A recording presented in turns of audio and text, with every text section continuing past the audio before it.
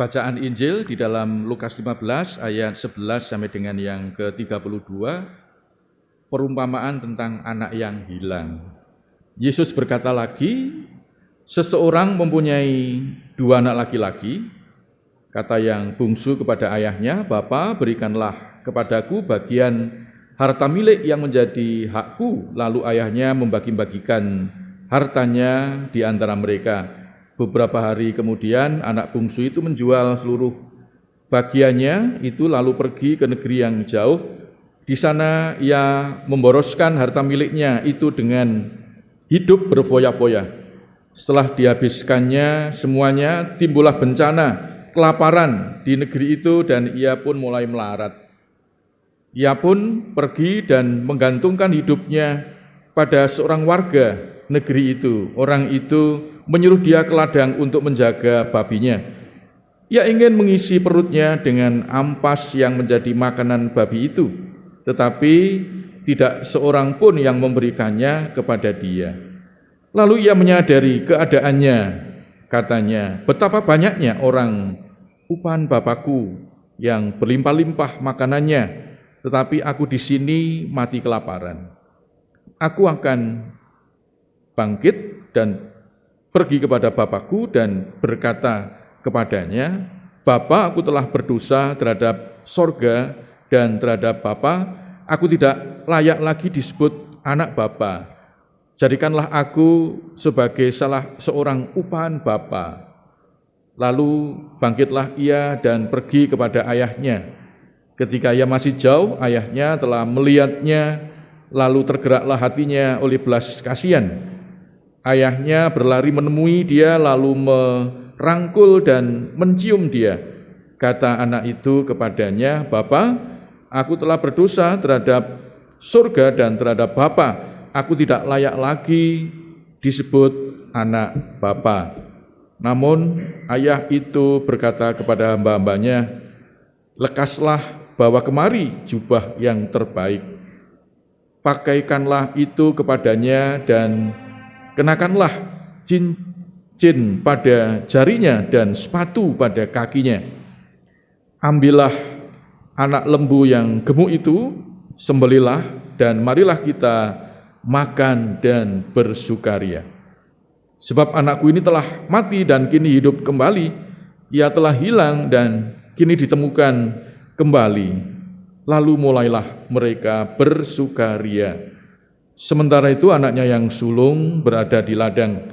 Ketika ia pulang dan sudah dekat rumah, ia mendengar suara musik dan nyanyian tari-tarian. Ia memanggil salah seorang hamba dan bertanya kepadanya, "Apa yang sedang terjadi?" Jawab hamba itu, "Adikmu telah kembali dan ayahmu telah menyembelih anak lembu yang gemuk karena ia mendapatnya kembali dalam keadaan sehat." Anak sulung itu marah dan ia tidak mau masuk. Lalu ayahnya keluar dan membujuk dia. Namun ia menjawab ayahnya, "Lihatlah, telah bertahun-tahun aku melayani Bapa dan belum pernah aku melanggar perintah Bapa. Tetapi kepadaku belum pernah Bapa memberikan seekor anak kambing untuk bersukaria dengan sahabat-sahabatku. Tetapi baru saja datang anak Bapa yang telah menghabiskan harta Bapa dengan pelacur-pelacur, maka Bapa menyembelih anak lembu yang gemuk itu untuk dia." Kata ayahnya kepadanya, "Anakku, engkau selalu bersama aku dan segala milikku adalah milikmu. Kita patut bersukaria dan bergembira karena adikmu telah mati dan kini hidup kembali. Ia telah hilang dan kini telah ditemukan kembali." Demikian Bapak, Ibu, dan Saudara, firman Tuhan bagi kita. Yang berbahagia adalah mereka yang mendapatkan firman Allah, mendengarkan dan memeliharanya dalam hidup dan kehidupannya hari lepas hari. Amin.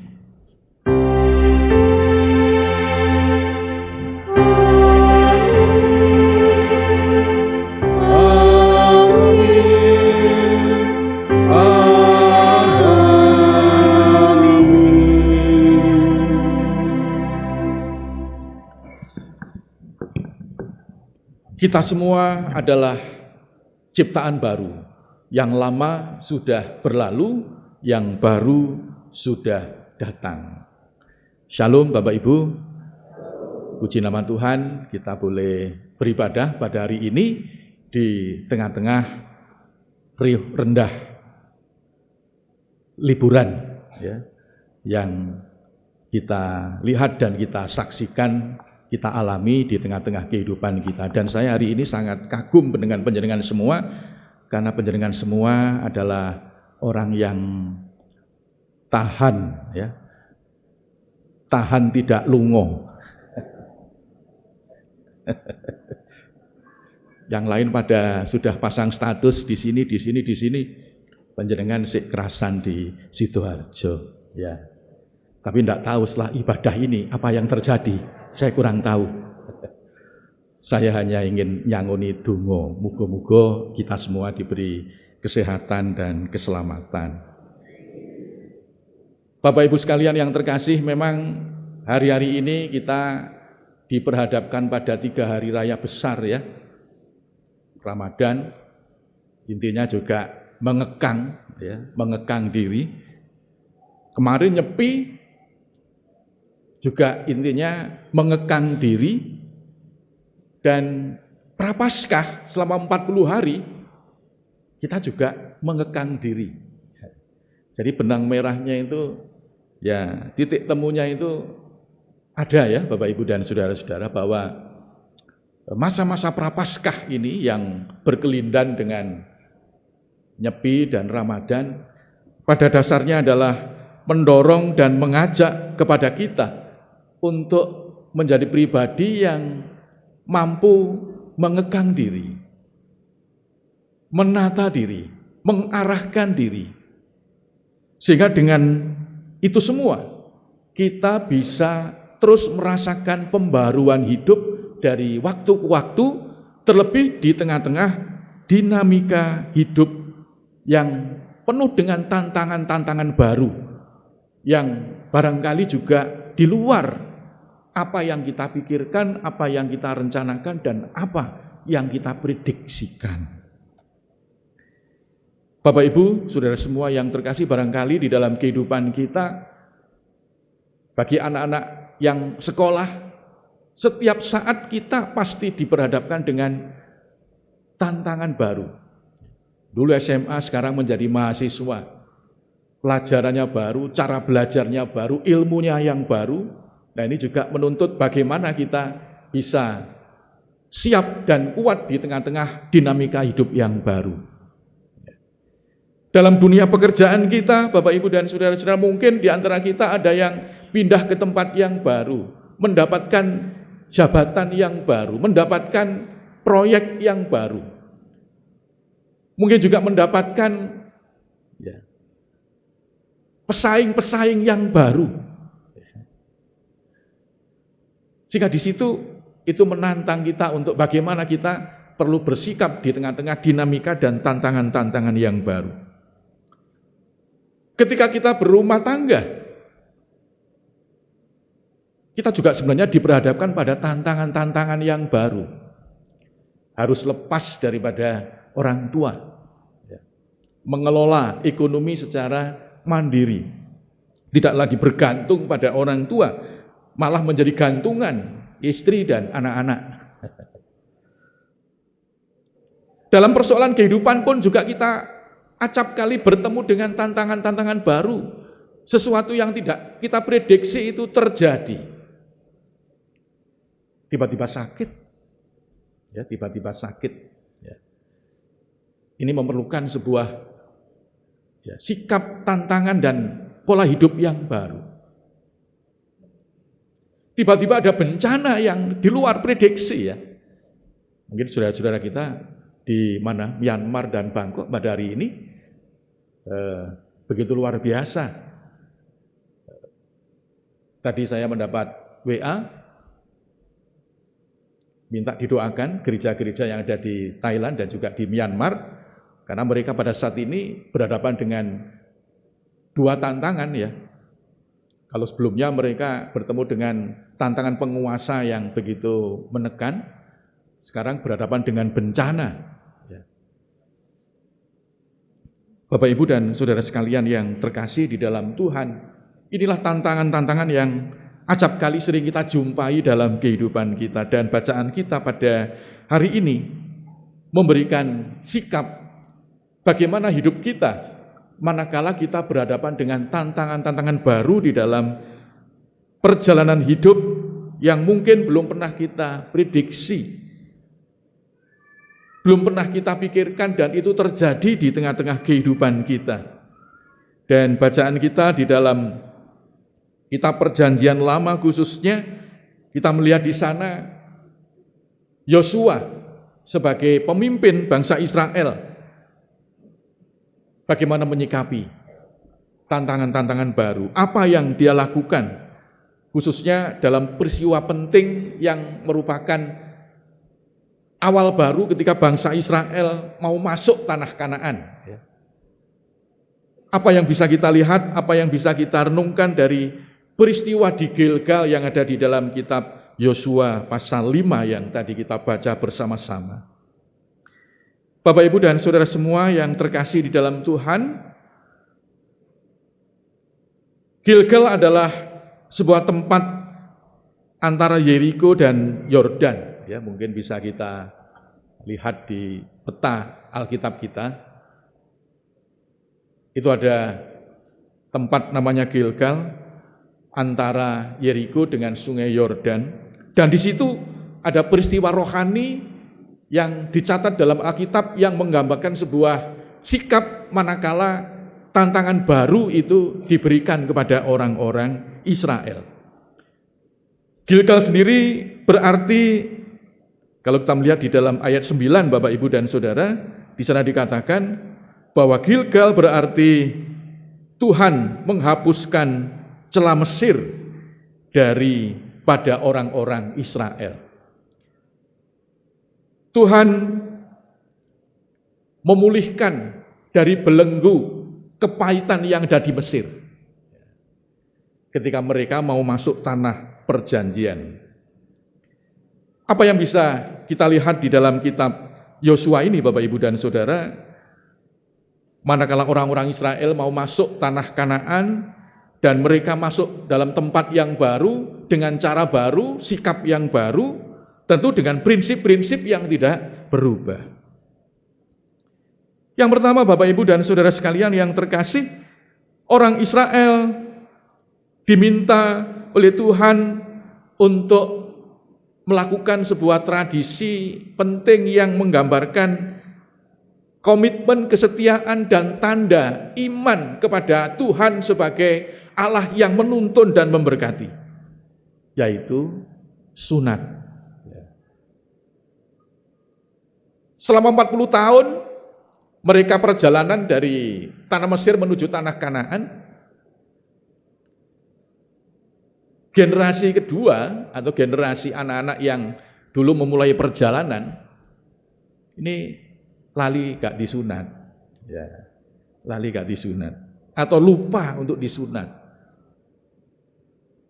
Padahal sunat itu adalah perjanjian yang sangat penting yang dilakukan oleh Abraham pertama kali, ya, yang menggambarkan perjanjian antara Allah dengan Abraham, umat pilihan, dan mereka harus melakukan itu sebagai tanda kesetiaan dan komitmen kepada Tuhan. Dan pada saat itu mereka harus membuat pisau dari batu, Bapak, Ibu, dan saudara sekalian yang terkasih. Mentah neo lorone, ya, pisau dari batu. Tapi harus mereka lakukan supaya tanda kesetiaan dan kesungguhan iman kepada Tuhan itu tetap terpatri dalam hidup orang Israel. Ini tidak boleh lupa. Iman kepada Tuhan sebelum mau masuk tanah Kanaan, tanah yang baru, selepas mereka dalam perjalanan 50 tahun dan mereka melupakan tradisi, ya, sunat, ya, itu mereka perlu diperbaru, diingatkan, dan perlu dilakukan, yaitu menyatakan diri untuk percaya kepada Tuhan dan melaksanakan ketetapan Tuhan. Ini prinsip pertama yang ditekankan dalam peristiwa Gilgal ketika mereka masuk tanah Kanaan, tanah yang diberikan Tuhan kepada orang-orang Israel, dan mereka harus merebut tanah itu dengan semangat, dengan peperangan, dengan perjuangan. Dan dasar pertama yang diberikan itu adalah iman.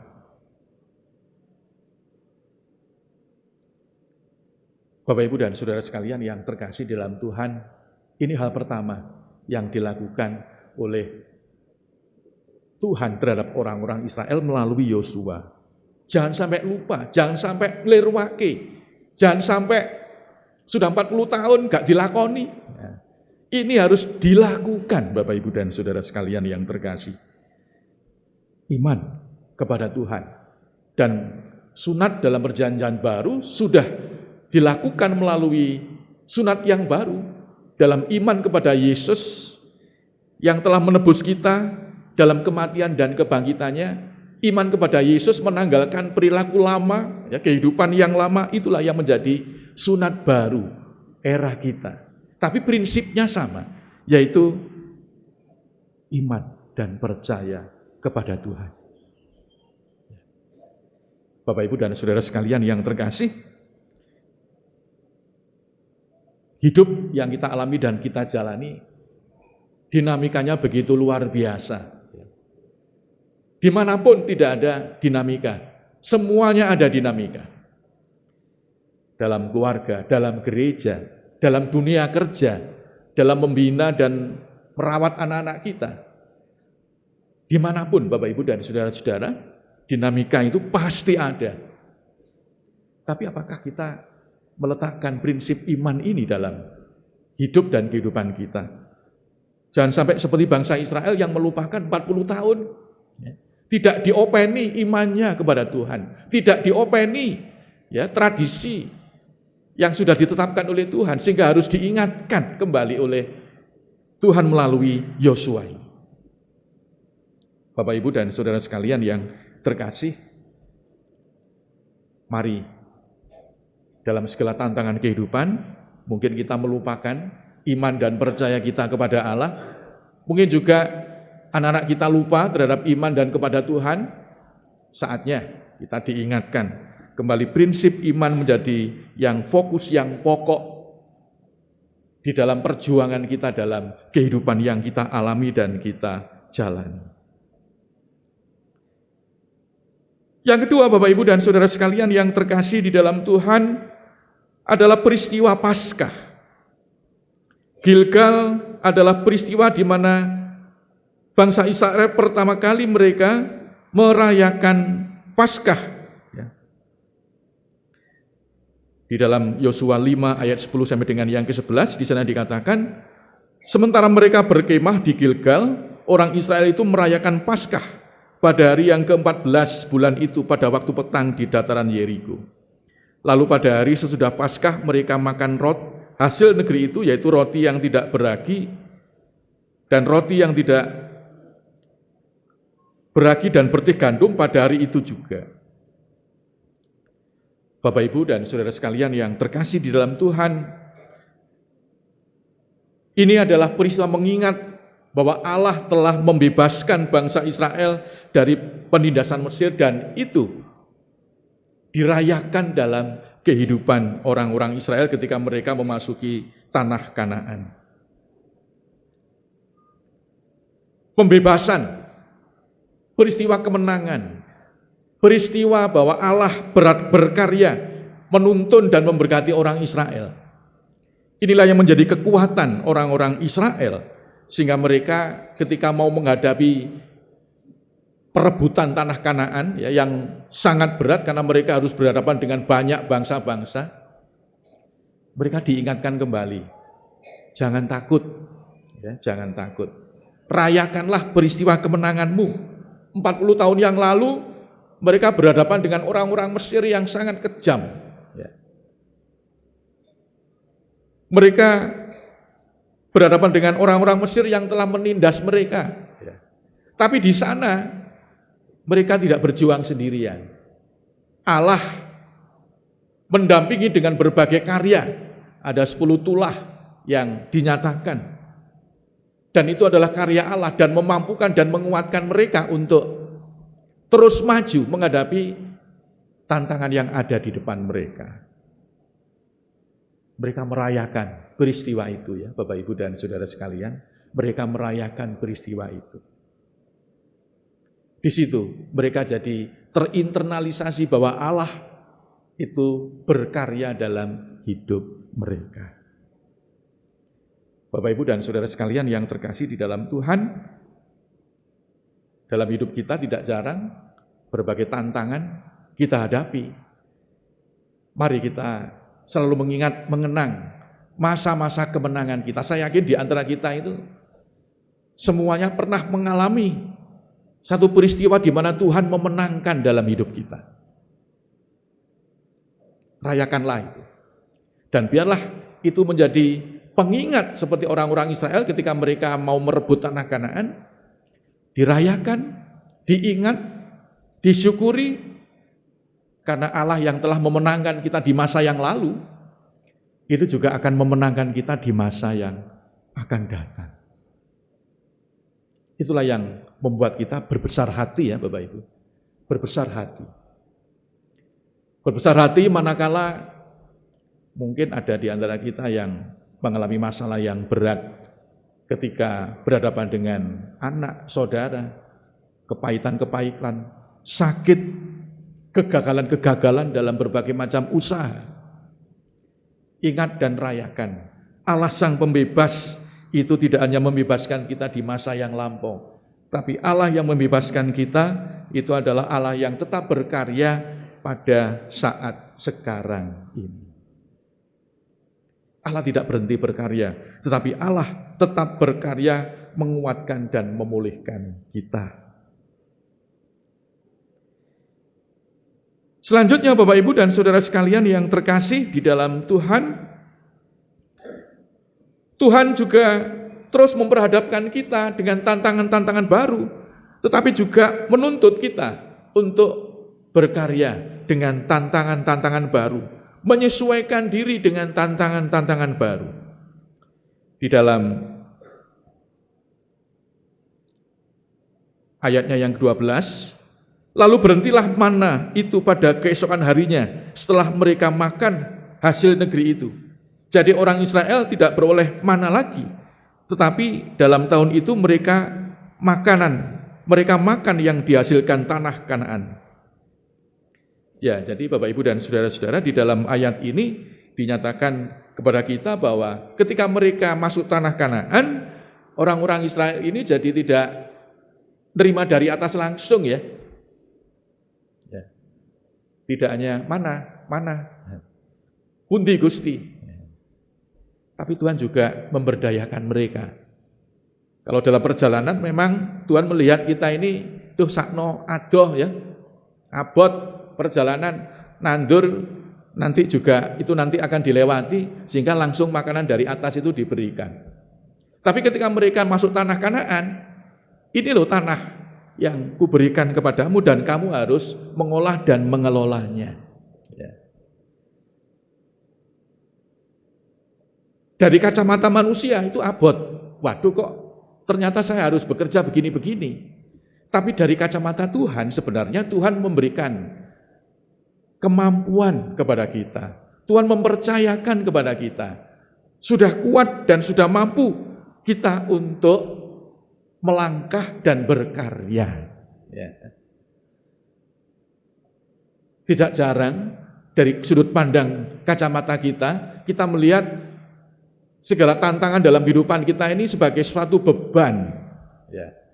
Tapi sebenarnya itu adalah kepercayaan yang diberikan Tuhan kepada kita.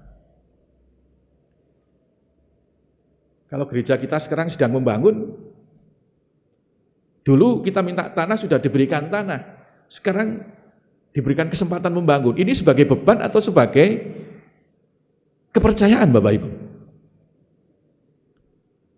Beban atau kepercayaan kira-kira? Kepercayaan ya. Kalau menurut saya kepercayaan.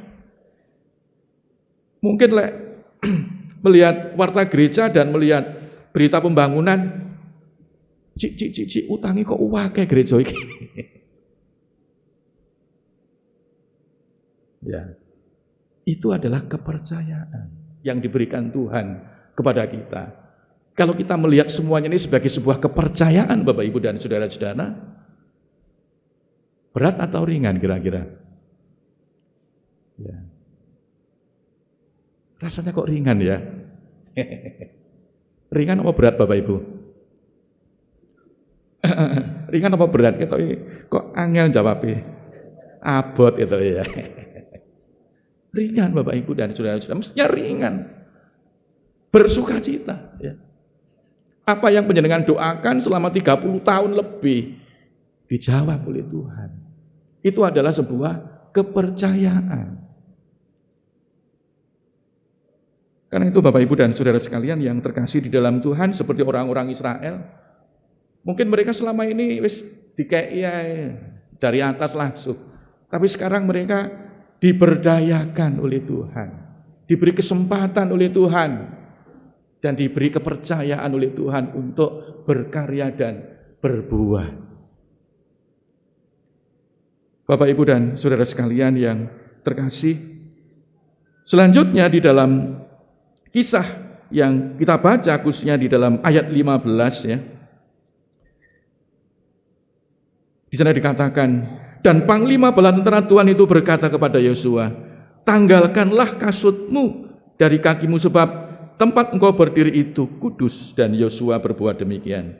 Kalau kita melihat di dalam perikop sesudahnya dari kitab Yosua 5 ini, ketika Tuhan mengutus mereka berkarya, mengolah tanah, tiba-tiba bala tentara Tuhan itu datang dan menjumpai Yosua.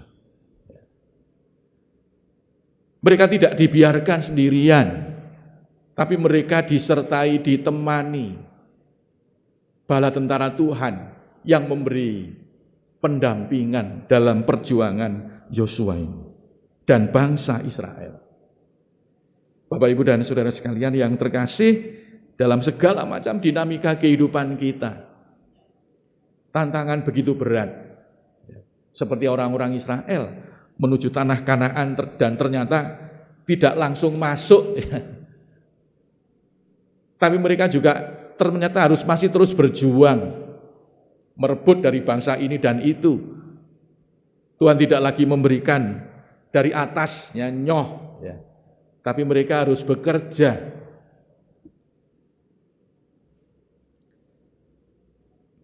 Ada Tuhan yang mendampingi, ada Tuhan yang menemani, ada Tuhan yang mengawal. Ada bala tentara Allah yang membersamai Yosua dan Israel. Mari Bapak Ibu dan saudara sekalian yang terkasih di dalam Tuhan, bersama-sama di dalam kehidupan yang kita alami dan kita jalani, bersama dengan Yosua di Gilgal yang memperbaharui semangatnya, kita juga terus memperbaharui, karena Gilgal baru, yaitu Golgota, Sang Kristus itu tetap menyertai, memberkati dan melindungi kita semua. Kasih Allah menuntun dan memberi berkat kepada kita. Amin.